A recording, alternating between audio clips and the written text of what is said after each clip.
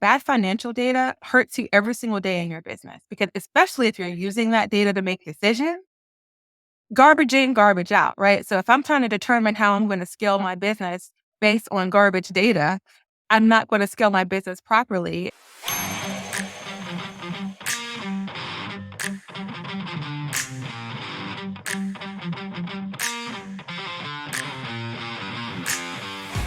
What if you could redefine the grind of entrepreneurship into a journey of peace and profits? Welcome to Seek, Go, Create, where today's guest, Kendra Nicole, shares her revolutionary approach to business. As a fractional CFO, Kendra has transitioned from running her successful accounting firm to empowering entrepreneurs to build sustainable, scalable businesses without sacrificing their well being. Balancing her roles as a CEO, wife, mother, Kendra embodies the principles she teaches, proving that it's possible to achieve financial success alongside personal fulfillment. Welcome to Seek, Go, Create. Thank you. Thank you. I appreciate it. I love being here. I'm glad you're here too. Kendra Nicole, welcome. Let's do this first before we start. If somebody bumps into you, you run into somebody, you're traveling, you're out with your child, something like that, and they say, "What do you do?" What do you tell people? Yeah, I tell them I'm a little bit of a superhero, honestly. I'm a wife, I'm a mom, so a toddler at that. I run a business called the Finance Femme, which is a virtual CFO and accounting firm. We exclusively support women entrepreneurs, and do all the things from bookkeeping, financial reporting, investor relations, fractional CFO work. And yeah, so I mean, I run that business my day to day, and I try to run the household a little bit as best as I can as well, and do all the. So so superheroes, you mentioned that word, so I'm gonna ask this question. Superheroes usually have some type of a superpower, Mhm. and it's something that sort of defines them. What's weird is when these Marvel and DC universes, usually there was some kind of accident that occurred that brought out their superpower, but what are your superpowers? I feel like I have grown over the years to have the ability to stay calm in chaos, which was not always the case. If there was a tornado going around me, I was going around in the tornado with it. But over the last few years, probably 3, 4 years or so, which my son is 3.5, so yeah, I'll say about 3 years, I have learned how to find calm in the chaos, which I do feel like is a superpower these days. Probably not anything that you master though. We have a 4-year-old and a 2-year-old grandchildren, and we talked to our daughter, and we've parented, but we're beyond it. We're done with that. Mhm. Mhm. It seems like it's extremely tough in the world and culture we're in today. I don't know if it's different or And whatever. I mean, it seems like there's always something going on, right? absolutely, and 4 and 2, so that means that your grandbabies came into the world around the time that Carter did, with pandemic and all of that was going on as well, and it's just different. Of course, Carter's my first child, so I don't know how it is having a child outside of a pandemic, but I do know that it's just been a really rough welcoming to motherhood when you can't have friends and family over to travel to see you. And so it was definitely hard. And yes, you're right. There's no mastering the calm of in chaos. There's kind of just taking it day by day and trying to grasp onto it as much as you can. And sometimes it will slip through your fingers and you will be amongst the chaos. But it's as much as you can, I'm holding on to that calm and knowing that this too shall pass. Everything, this too shall pass. Yeah, yeah, that's interesting. I forgot that our oldest granddaughter was born, like, February of 2020, so it sounds like you were later that year, and it was real odd. We were in Colorado when she was born, and we were around there, and we weren't supposed to visit, but we did anyway. It's hard to not do that, Yeah. but I do believe, like, for her first 6 months or something, I don't know that she left. I mean, I don't know. They couldn't go to church. They couldn't go out anywhere, and I think we talked about it. What kind of impact is that gonna have on that group of children that didn't get out? But, she seems okay. Did you say what's his name? Carter? Wait, what's the name? Carter. Carter. Carter. Carter. How I mean, is Yes. adjusting I mean, kids adjust well though, don't they? Yeah, my dad always told me children are very resilient, and I see it all the time. And this life has definitely put that to the test where I'm able to see it day in and day out that they're very resilient. Because I was worried his first year of life, because to your point, yes, he was born in September 2020. So his first year of life, everyone's talking with a mask. So we're like, how is he going to learn how to speak in phonetics? And everyone's mouth is covered. And my dad is like, "Kids are resilient. Don't worry, he'll be fine." So, yeah, I mean, from what I can tell, everything seems fine, but I do believe there's gonna be like a docu-series on new moms during the pandemic. Like, there has to be something that's gonna come out at some point. I think the kids are resilient. I'm not sure if the parents and the adults are. We're thinking about all these things. Yeah, I can kinda see it 20 years from now. It's like the COVID, the pandemic generation. They were born during that 12 to 24 months. How are they doing Yes. now? And I think they're gonna be just fine. But that does Yeah. bring up something that it seems as if you have narrowed down with how you work and who you work with, and that is female entrepreneurs, which are going through what you're talking about. And Mhm. I do wanna say this, there's some irony in a guy, first of all, an older, mature guy like me asking these questions. It's just different, though, and I mean, I think if we can't say it's different, then we're kind of fooling ourselves. Guys, Yeah. men are going through different stuff than the women, female entrepreneurs, leaders that you're working with. So just kind of big picture, kinda talk about what are some of those challenges? We probably have already addressed some, but what are some of Yeah. those that that those leaders are dealing with, especially the female leaders that you interact with? Yeah, and I appreciate you saying that. So when I started and wanted to really focus in on women entrepreneurs, it was because I was coming out of corporate where I actually had a lot of male bosses and they were all excellent. I've loved every single boss that I had in corporate. But I would see some of the leaders, the company I was working for at the time, the CFO was actually a woman. And she was privately having these conversations with some of us, like, female colleagues about, like, how hard it was with her children. Her children were really young, and she would kinda give us these lessons, like, "When you do have children, think about this and think about that," and kind of, like, coaching us a little bit, but it was like these side conversation.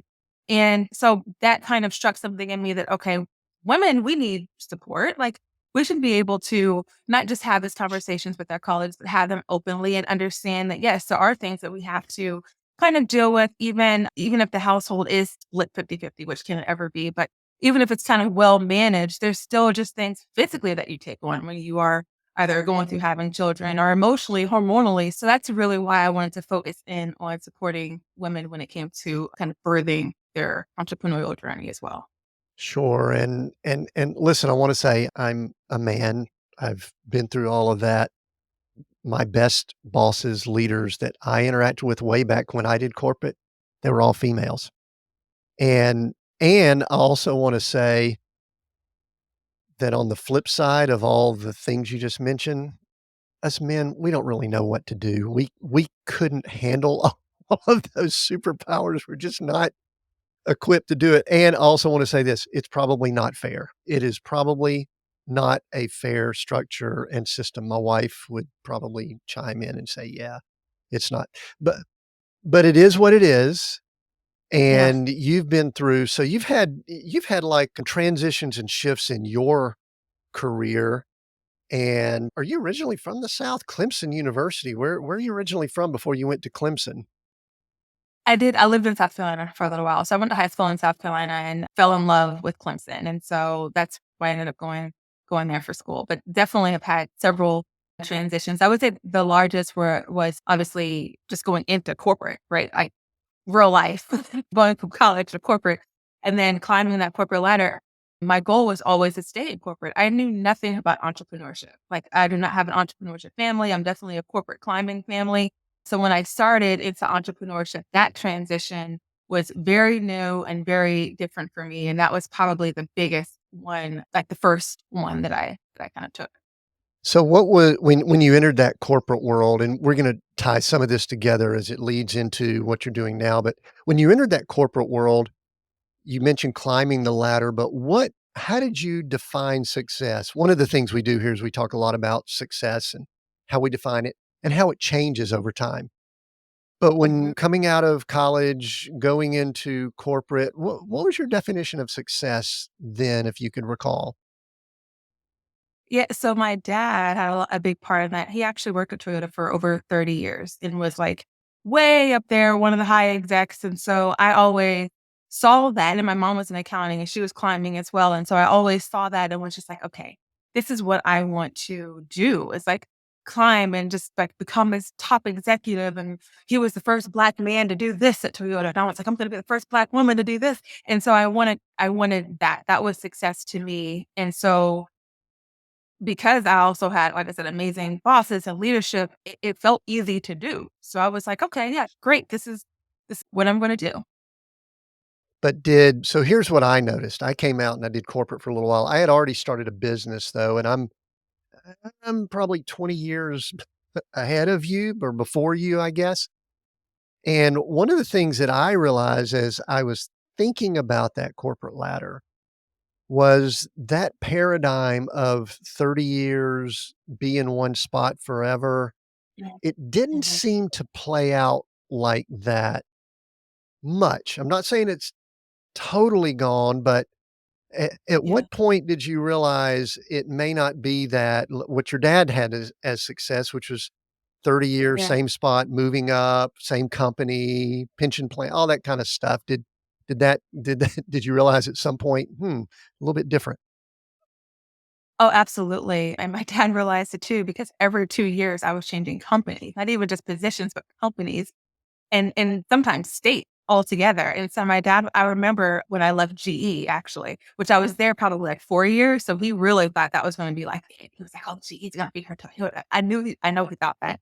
And so when I left there, not only did I leave the company, but I left the state. And he was just like, "What are you doing? What are we you're moving again. You're changing again. Like, what are you doing?" So I knew at in that moment, I didn't it wasn't about entrepreneurship. I just knew that I wasn't gonna be the 30-year lifer to one company. And I was all about, "Hey, dad, every time I move and change positions, I learn something vastly different that I couldn't learn if I just stayed in the same company." And I very clearly still remember that conversation. Did you regret or not regret, or did you like hesitate to communicate with him when you were about to make a move? The reason I bring up this has been years ago. My mother, I was at Bell South, large corporation, for about 9 years, and I had 10 jobs over the course of those 9 years, moved around, bounced around, mostly the Atlanta area because they were based there.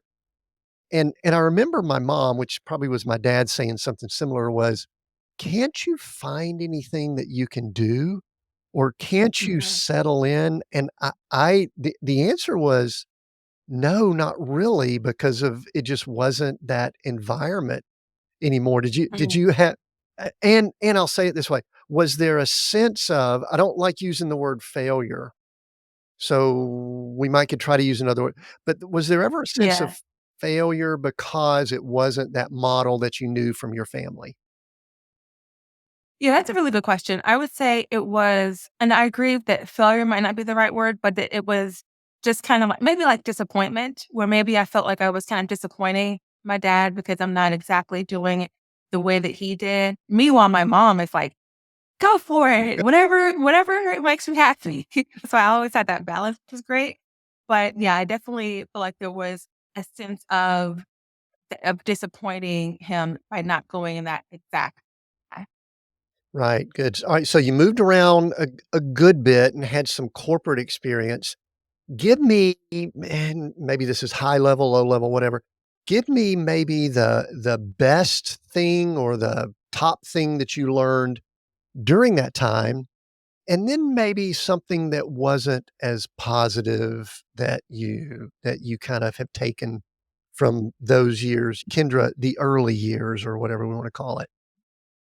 Yeah. So while I was in corporate, for sure, one of the big things that I learned was the relationships. So like I said, the CFO and how she would kind of bring some of this us women like under her wing. And then even the relationship between the CFO and the CEO, that's kind of how my love for this whole fractional CFO and creating this fractional CFO business, how that came about, because I saw the relationship between the CEO and CFO and how they would not move forward in the business without coming together in the boardroom and talking over the numbers and all the things. So relationships is something that was a large part of my learnings in corporate. And I would say on the opposite end of that, it might be honestly maybe something similar in that if you're not making those great relationships, sometimes it's not about how great you are and how great of the work that you can do, but it's maybe about your lack of relationship. And so it's kind of one of those, I guess, double-edged swords where it could be great and amazing if you had the relationship and it was built the way that whoever thinks that it should be built. But if you don't have it, you might miss out on certain opportunities. I think I heard someone say one time that they were talking about business or something. They said, "Yeah, the best thing about what we do, they're the people." And then they said, "The worst thing about what we do are the people." And I do see that. Now, as you transition to did when you left corporate, did you start your own thing immediately? Did you decide you were leaving? Was it a side hustle? What was that transition like moving away from that corporate experience? So entrepreneurship literally fell in my lap. And I know it's like cliche when folks say that. It truly did. I was climbing this ladder. I had the goal to get the floor to ceiling glass windows, corner office. Like that was my goal. But I had friends who were starting businesses and who were doing great in their business. I mean, they were making millions of dollars in sales in their business each year. And so I'm thinking, when they're on social media, like about all their sales and everything. And I'm like, oh, they're just living the life. But then behind closed doors, they'll come to me and they'll say, I'm struggling, like these numbers aren't making sense. Can you help me? And so I'm like, sure, put me in touch with your accountant. And they don't have an accountant. They're like, I don't have an accountant. What are you talking about? And so I'm like, how are you making millions in your business and you don't have an accountant, a bookkeeper, anything? And so that's when I started to work with them on the side, not thinking at all this would be a business, just thinking I'm helping out a few friends. But those first couple of friends, after a few months in their business completely turning around just because they had visibility into what they were doing. And of course, as an entrepreneur, if your business is doing well, then like your life is doing well. Like it's a personal thing. And so when I saw that turnaround for them after just a few months of working together, it clicked instantly that like this is what I'm supposed to be doing. So like corporate was like paid training to be able to help these women in real life with their small business make changes in their business. And so once I saw that, I was like, GE is going to make billions of dollars whether I show up to work or not. But these women might close the doors if we don't show up for them. So that's how the transition happened. And I would say after about 5 or 6 months of kind of side hustling it with friends on the side is when I left corporate and started full time.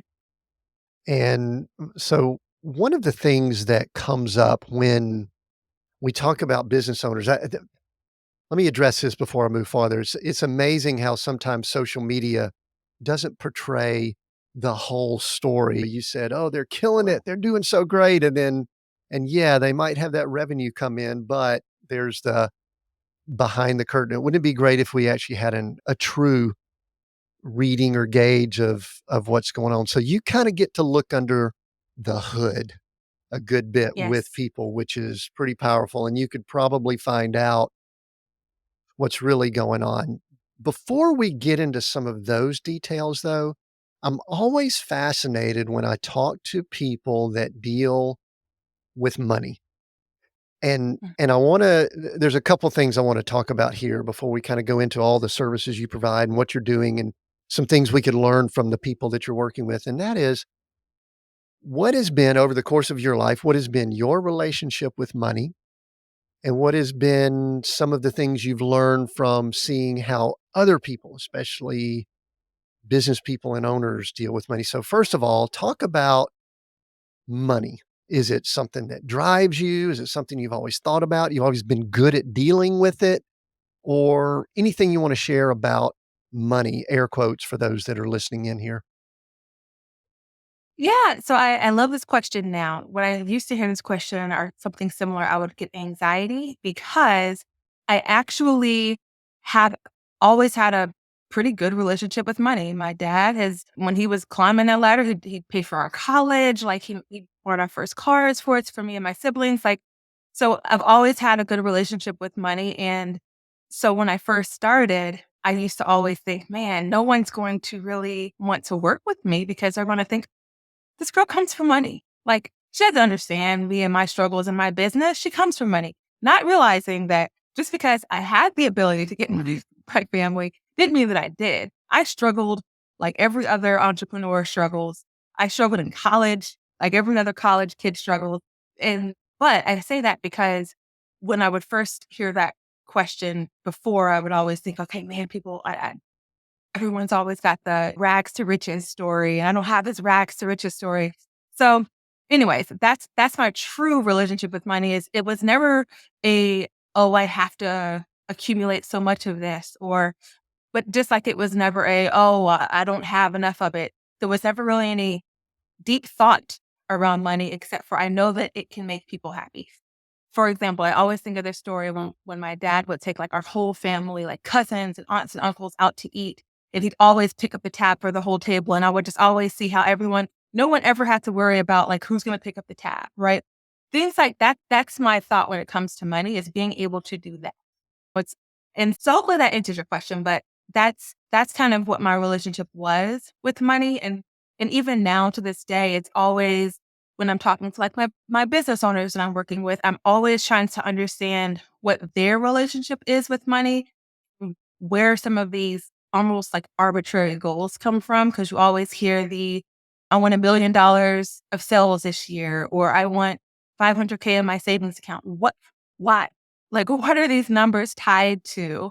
So I always try to get a better understanding of that from them as well. The reason this is kind of a neat conversation, I didn't realize it when we were scheduling this interview, but the last interview I did was with Steven De Silva that it probably will release right before this episode for those that might want to search. We actually discussed prosperity and money from a spiritual tone.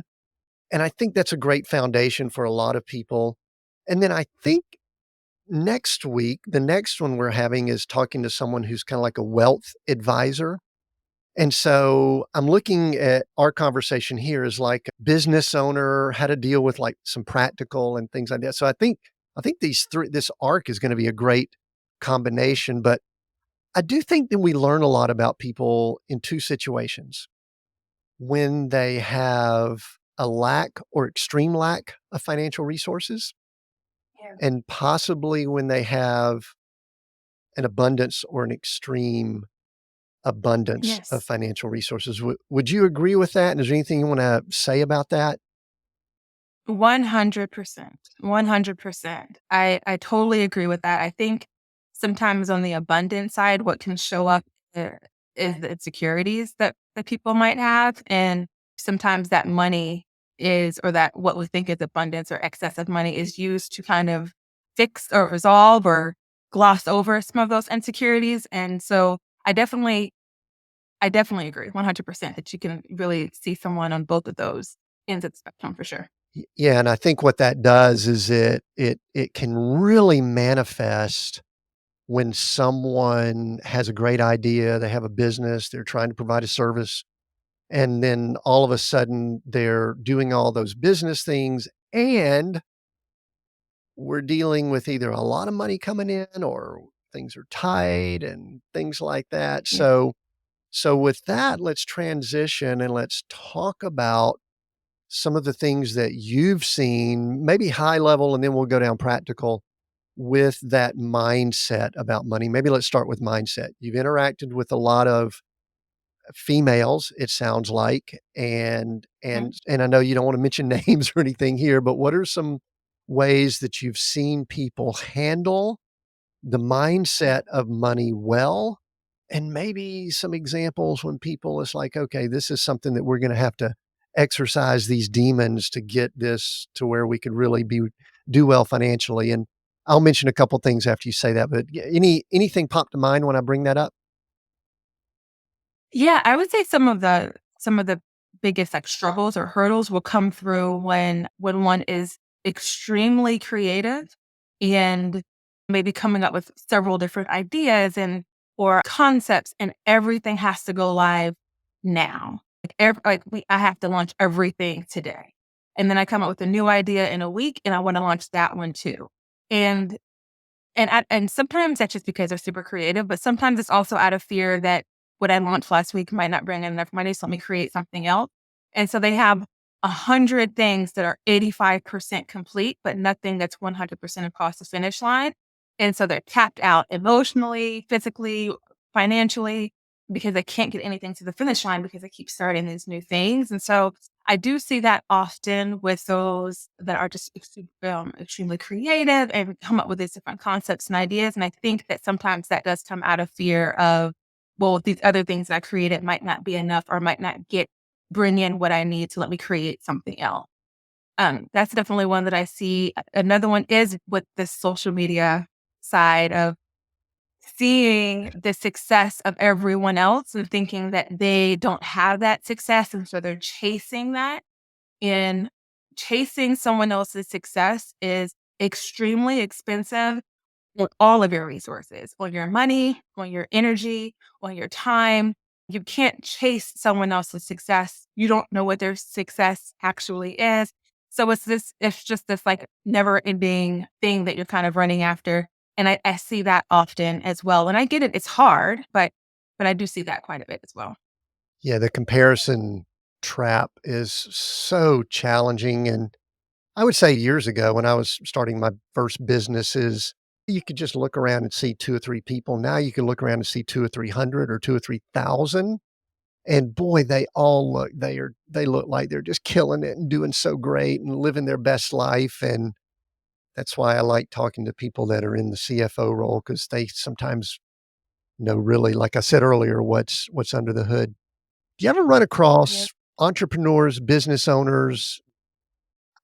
I know that I deal with this, and I deal with mostly males. I'm not exclusive, but that they're just delusional. They just have no clue or concept. Don't mention names here if it's true, but they're probably good at some of the things, but when it comes to the Yeah. financial piece, they are living Yeah. in dreamland.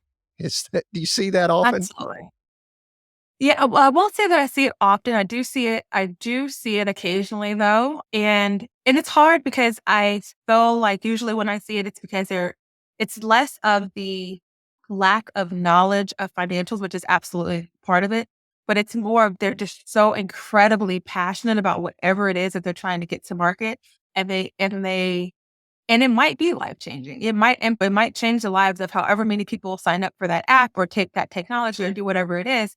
But it's takes money to get there. It takes the marketing efforts to get there. It takes the investments to get there. And sometimes there's this if you build it, they will come kind of mentality in entrepreneurship that like I mean I had it as well when I first started a business. Like you get humbled very quickly in entrepreneurship. Like that's just not how it works.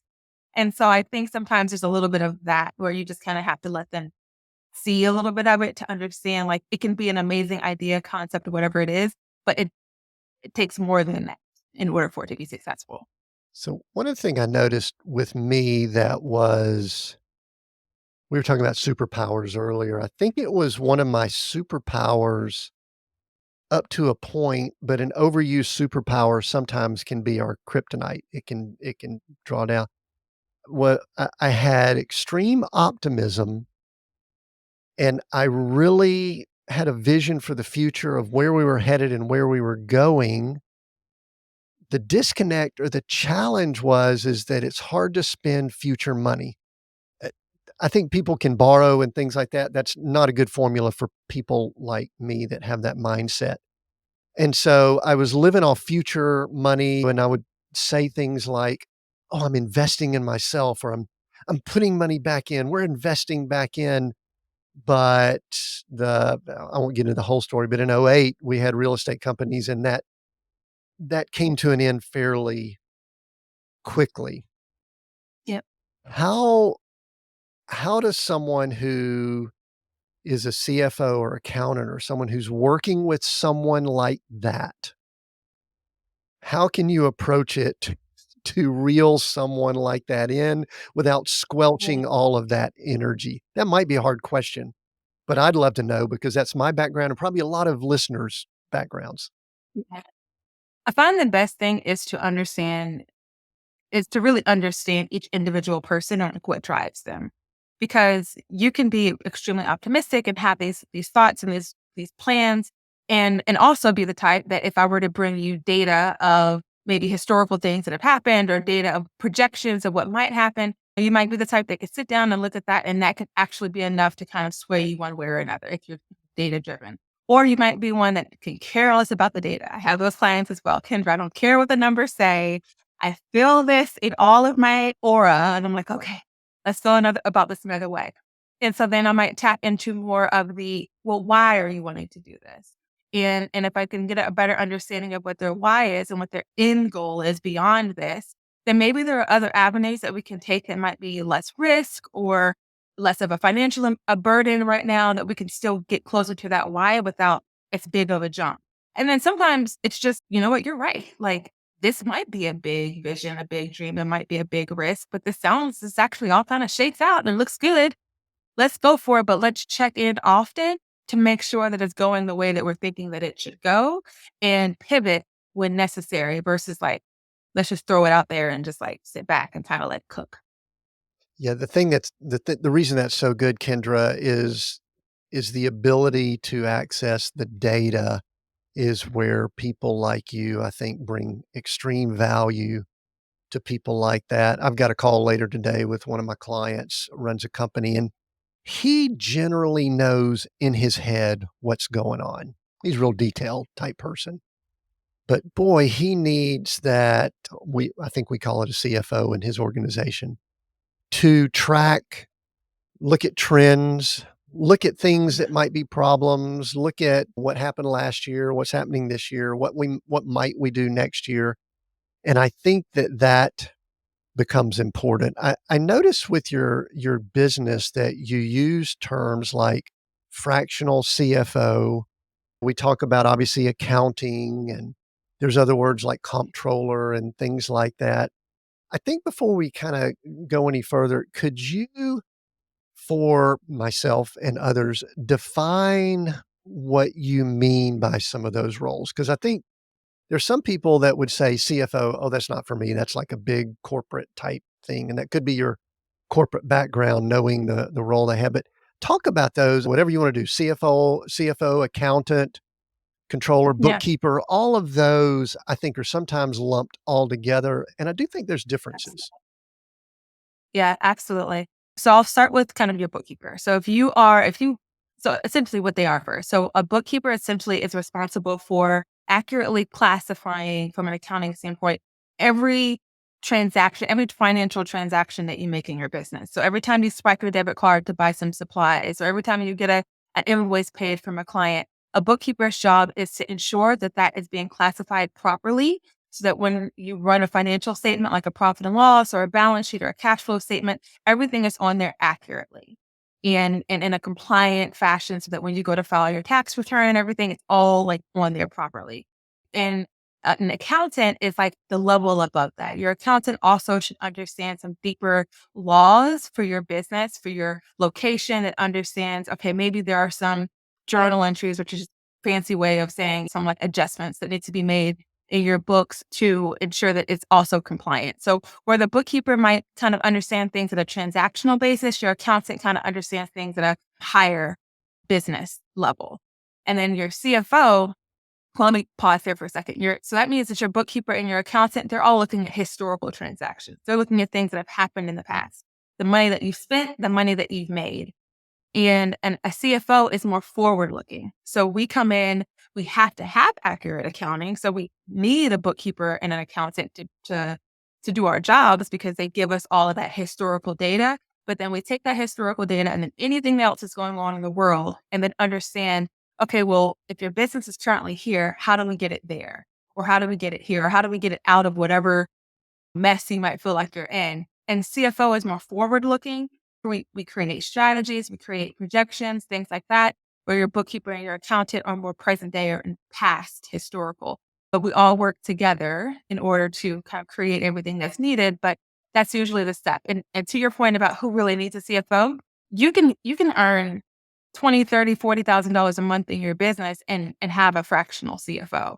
because we can just come in and maybe help you understand how you're making 20 now. And if you want that 20 to be 40, we can understand the metrics within your business that help you get to that 20. Because the 20 is just an end number, right? That's based off of maybe how many units you sold or whatever your pricing is. So we can understand the economics of the how you've gotten to that 20 to figure out how to make that 20 or 40. That's when the CFO would come in, our fractional CFO would come in. So, one of the excuses that many entrepreneur business owners will use when it comes to those services are something to the effect of, we can't afford blank accountant, bookkeeper, CFO yet. And you just Mhm. mentioned a dollar amount, but could you now go through that, if you want to go through that list again, and kind of Yeah. give what are some clues that you need bookkeeper or accountant, or it's time for a CFO, it's time for fractional CFO? Are there any metrics around that, or are there any is there anything that someone listening or someone gauging it would say, okay, this is a trigger for this? 100%. So if you're making about 100,000 a year in sales, whether you're product based, service based, whatever, 100,000 a year in sales, which is about 8,000, a little over 8,000 a month in income, then you definitely want to at least consider a bookkeeper. Now, that's on the absolutely, like that's a trigger that should absolutely make you want to bring in a bookkeeper. But if you're bringing in 3,000, 4,000, 5,000, and it's overwhelming to you, then you can consider bringing in a bookkeeper as well. Because there are some bookkeepers as low as a couple $100 a month. There are some SaaS tools like bench.co that I think it's like $140 a month, maybe. And you don't have a person that you're kind of working with one on one, but it's a solution, a tool that kind of automates some of your bookkeeping. So if it's overwhelming, go ahead and outsource it. But if you don't feel like it's that overwhelming, but you're already at that 100K a year threshold, I would say still go ahead and consider investing in a bookkeeper. The accountant, that really comes in more so depending on the complexity of your business. So if you're purchasing a lot of like assets, whether it's real estate or whether it's a lot of equipment that you're purchasing, if you're doing like manufacturing, then you want to consider an accountant because they're going to look at some of those entries that we talked about earlier. And that would also be probably at that 100K or more range before you're obviously investing in like equipment. Now, a CFO, I usually say if you're making about 250K a year or more, sometimes it's like 500K a year or more. It really just depends on what you're doing. That you want to bring in a CFO. It's almost less about the dollar amount though, and more about what's going on in your business. So CFOs are great when you're going through some kind of a transitional point in your business. Maybe you're hiring your first full-time employee outside of yourself, or maybe you are going from one location to two locations, or you're going from being a .com to opening up a brick and mortar location as well. So when there are some larger transitional points that are happening in your business, then you want to consider bringing on a fractional CFO because it might even just be for that project. It might not be an ongoing commitment. It might be for the next 3 months. As I consider bringing on this next employee, I really need somebody that I can run this scenario through and help me go through these numbers. Those are good gauges. I appreciate you giving us some indicators there. One of the things that also came to mind is, I think it's before I want to talk about the next thing, is how often, and you may not interact with these people. I think many times entrepreneurs and business owners, there's a statement that I make often, and it's called, "Thou shalt not fool thyself." I think we will often fool ourselves thinking, "Oh, it's just numbers. I can keep track of that. Oh, it's just marketing. I can do marketing. Oh, it's just social media post. I could do that." We really do. Goes back to the delusional thing. I think there's a delusion that we either can do it all or we have to do it all. Right. So, how often do you have to deal with folks that are like, "I know I could do it, but I feel like I just need help," or I think women are probably better at admitting they can't do things. Maybe I'm wrong about that.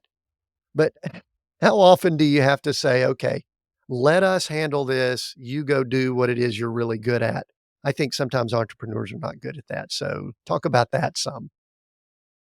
Yeah, I 100% agree, and it's a thing with women as well, for sure. We'll often hear folks on calls say, like, I'm sure I could do this. I'm sure I can, like, create my own projection for this 3-year plan for the sales pitch or the investor pitch that I have coming up, but, I would rather just outsource it." I'm like, "Okay, I'm sure you probably could do it, but wouldn't you want someone who does this for a living to do it?" It's like, I probably could write a book in Portuguese using ChatGPT and Google, but what would I really want to write a book in Portuguese versus going to someone who can write in Portuguese? Yes, it does take, I think sometimes it just takes having the conversation with whoever that potential fractional CFO is for you to get comfortable with the idea of someone else taking it over. Because I do think, at least within finance and accounting, that a little bit of that is the concern of someone is about to kind of see all of my mess. And so they really are almost like talking themselves out of bringing somebody on because they don't want someone to see all of their mess. But usually that goes away very, very quickly once they have their first set of books done for them. And they're like, oh, this is great. I didn't have to do a thing. So it happens. I'm the same way with marketing. I'm always like, oh, I can do my own marketing. And then nothing gets done for like 6 months. So I get it. But usually once they hand the reins over, it's very easy for them to then see like, oh, I should have done this a long time ago.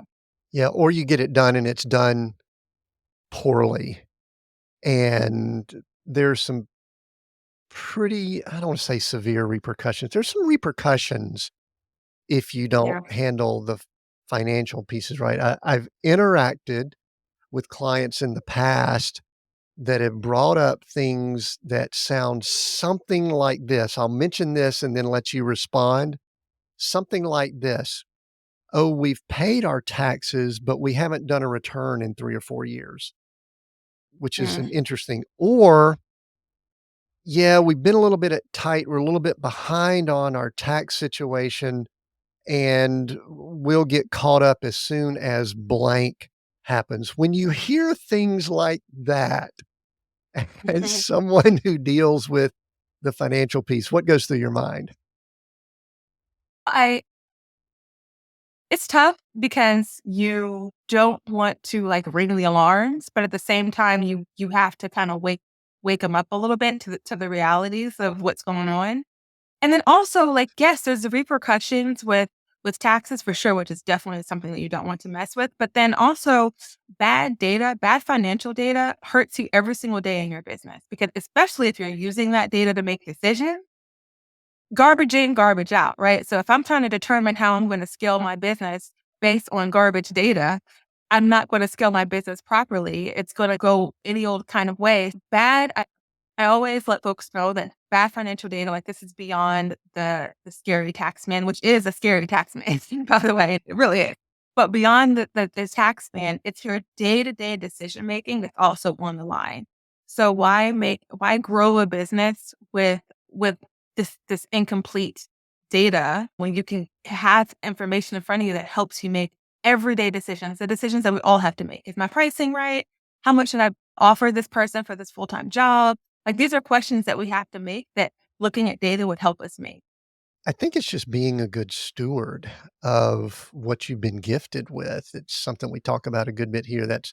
I think that's the right thing spiritually. I think it's just the right thing. If you've got a business, you need to Yeah. steward it and take care of it in a certain way. And part of that are the numbers. Part of that is the people. Part of it's other assets and other things that you've been gifted with. And so I think it's something that you just need to take care of better. And it seems like that's what you bring into the business. You've got something that I read about called peace and profits. And in the same sentence that I was reading it, it said something about stop the hustle or stop the hustle and grind, which is near and dear to my heart. I was the early part of my life up until probably 20 minutes ago, I would have been kind of a hustle and grind type person. No, actually, about 15 years ago is when I started getting purged of that. And so anytime I see something, it might have been what attracted me for us to have this conversation, peace and profits and avoid the hustle. It means something to me. So tell me about peace and profits and how those fit together.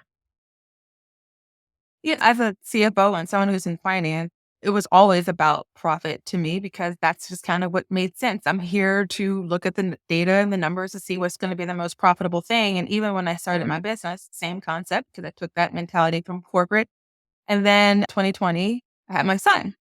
And when I had my son, I thought that I had set myself up to have this like great maternity leave as an entrepreneur. I'm like, I'm in control of my own time. I can like determine who I can talk to and all of this, how many hours I work. And that just wasn't the case. I was still grinding while bouncing on a yoga ball, while like nursing my son to sleep so that I could take a call and hoping that he doesn't wake up. And it was that way for months, and I was so drained, and then it just clicked, and I had some clients who were completely understanding, and then I had one in particular who roasted me on the call because I'm, like, rocking my son to sleep while I'm on the call with her, and that's when I realized, like, okay, I really signed up for this entrepreneur thing because I knew that I could have a little bit more control over my life and who I work with and my time.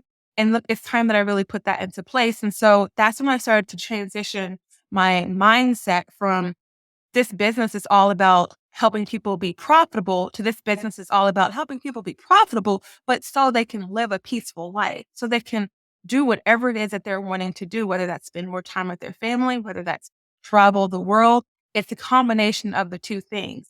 And it then puts a purpose behind the profits, which ironically enough makes the profits grow because you're doing it for a reason and a reason that's in alignment with you. And yeah, that tipping point really changed things. And I still have my CFO hat on, but I always look at things through the lens of peace and profit. And once you start down that path, like there's no going back. I can never go back to being like profit, profit, profit. I can't go down that path anymore. The interesting thing to tie back into something we talked about earlier, you mentioned that there are a lot of people that are chasing after profits, business, new business, whatever, chasing after a lifestyle that they think someone else is leading and they think they want to do that also. You mentioned the chasing, and to me, that is almost the opposite of the wording of peace and profits and the anti-hustle. Do you still have people that come into your your circle that they're going through this chasing, they're on the wheel, the we could call it a hamster wheel, we could call it hustle and grind, all of these things, and I love what you just said. It's like, when you stop chasing, it's like when if your dog goes outside and you're trying to run them Yeah. down, but yet if you just kinda sit with something that they Yeah. come after, is that I mean, have you had observations that you can share Yeah. with someone listening right now? It's like, stop chasing, slow down, and let the business come to you. That almost sounds like a Yoda type statement and all that. But I don't even know if that question made sense, but what do you want to say to anything about it? Stop chasing, allow the peace and profits to come to you. Yes. And you're 100% like I always say, like, I am not a woo-woo person. My sister is so woo-woo, right? And I'm like, "Oh, you are just so woo-woo. I'm just not a woo-woo person." Until this shift with, like, peace and profits happened, and I'm like, "Okay, wait, there's something to this. There's a little woo in my life right now, and I'm accepting it because there's something to it." You can run and chase all you want to, and you will do it to exhaustion. But once you actually understand your why behind things, which again, before I would have said, "Oh, that's so woo, so woo woo." But once you really understand that, it grounds you in what you're doing. And absolutely, I mean, I definitely have clients who once I once I kind of saw the light and kind of brought that to them as well, it just changed our dynamic and our working relationship. It changed how we implement and execute things in their business. And some folks, listen, some will come to me and will still want to chase and grind and work really hard when what they're doing. I understand that's the season that they're in, and I can do the best that I can do to serve them. But yeah, it just things just smooth out a lot more once you accept that there's two sides to this thing called entrepreneurship, and it's not all about profits. Sure, you need profits to obviously continue to run and funnel your business, but you need peace too. You need peace too. And yeah, I love it. I'm so very grateful for that client who roasted me on that call because I don't know, it would have taken me longer to get to this point. And yeah, I'm not going back. Do you find I'm yours not going back. do you find that you're attracting people that fit? I mean, listen, when you use wording like peace versus scale, I mean, there's nothing wrong with scale. I'm an engineer by training and went to school down the road from Clemson at Georgia Tech, and so systems engineering and scaling, those were part of my vocabulary, but I'm in a place in life where that peace part is really important. Are you attracting clients that aren't roasting you as much on phone calls now? Absolutely. 100%. And those who come in for like consults that I can feel just the high, strong energy that they're not on the peace and profit side and that they're still on this, like, I'm going to grind it out by any means necessary. I understand that's the season you're in, but we're probably not the best fit for you because I'm not going to move at that pace. I'm not going to tell you to drop any and everything that you do right now to accomplish X, Y, and Z with no thought about the other things that you want to accomplish in your life. And one of the questions that we actually ask on the consult call is like, what are you doing this for? Like what's your reason for this business? And if it's just I want $1 million in the bank account, and I can't get any deeper than that, then we're probably not the best fit. But if it's like, I want $1 million in my bank account because that's the number that I hear is going to help me pay for my kids' tuition and I can retire when I'm whatever age, and there's like something else behind it that we can like really tie into, then it's probably a better fit, a better alignment. Years ago, when I was coaching in the real estate investing space, I would have some people that would say something to the effect of, well, I need to make sure that I've got your phone number to text you 24/7 in case there's ever an emergency. Mhm. And Kendra, my response was, "This is real estate. There won't be an emergency. You don't need my text to text me. I mean, we'll Mm. you send me an email, I respond within 24 hours, I'll get back to you, but that's not that's not there are no real estate emergencies. I don't know, are there ever any accounting or CFO emergencies?" You know what? No. No. If it's at the end of the day, there's always going to be time to sit and think things through. Actually, ironically, earlier today, a client of mine sent me over a listing of a property that she's thinking about buying. And we've already had the conversation about if she should do real estate investing and things like that. So we've already kind of cleared that. But we had a cap, we had an amount that we were supposed to stick to. And this is far beyond that amount. And she's like, and I have to make an offer. They tell me I have to make an offer today. And I'm like, you don't have to. You don't have to make an offer today. Like, let's look over the numbers, let's talk about it, but you don't have to make an offer today. And so I think it's a lot of that. Sometimes it's just kind of not talking our clients like off of a cliff, but just letting them being that other person they can talk to and understanding what they need in times and moments like that. Yeah, it's Take a not deep breath. There are no emergencies. If that deal yeah. doesn't work, there's more. I don't like deadlines or Totally. pressure or stuff like that. Maybe that's just where I'm at. I haven't always been that way. We've got a few minutes left here. There's a few questions, and I want in just a moment you to list all of the things that you can provide someone, but I've got one maybe bigger question before I get to that, Kendra. I always love it when I talk to people that get to interact with a lot of different business owners or leaders.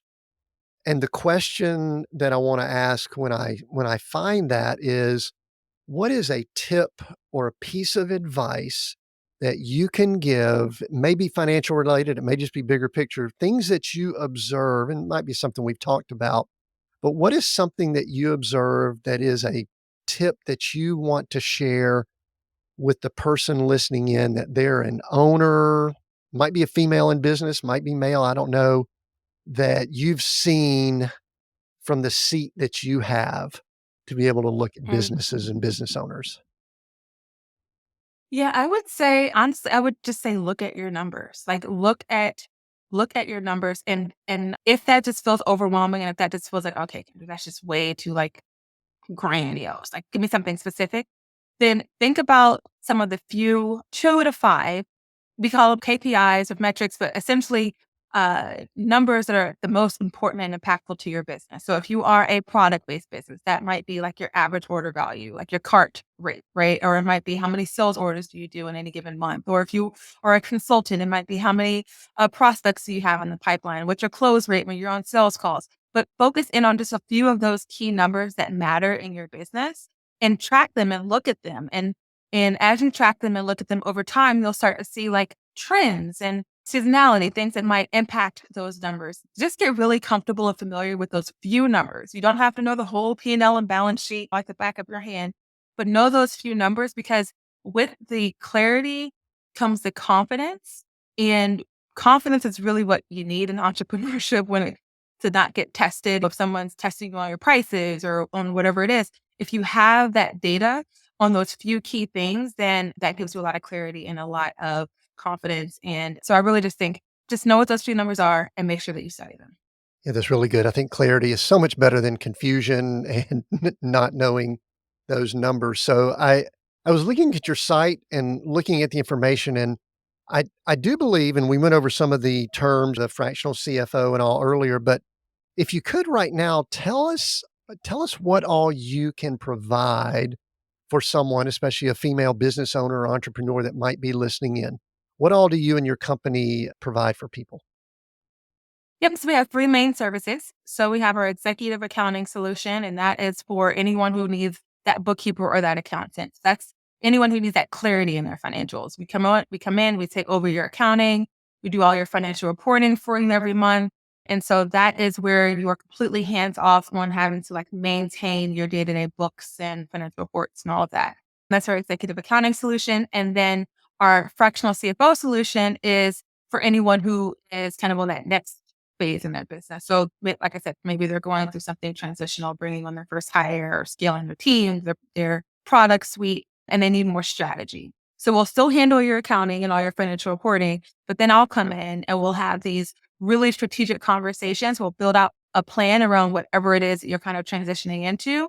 And we're marching to that strategy and kind of and pivoting. I always say that because we got to pivot, right? All the time as entrepreneurs, things change and move, but and pivoting along the way. That's the fractional CFO service. And then taxes as well. We handle all things taxes, whether it's just preparing and filing or tax strategy as well.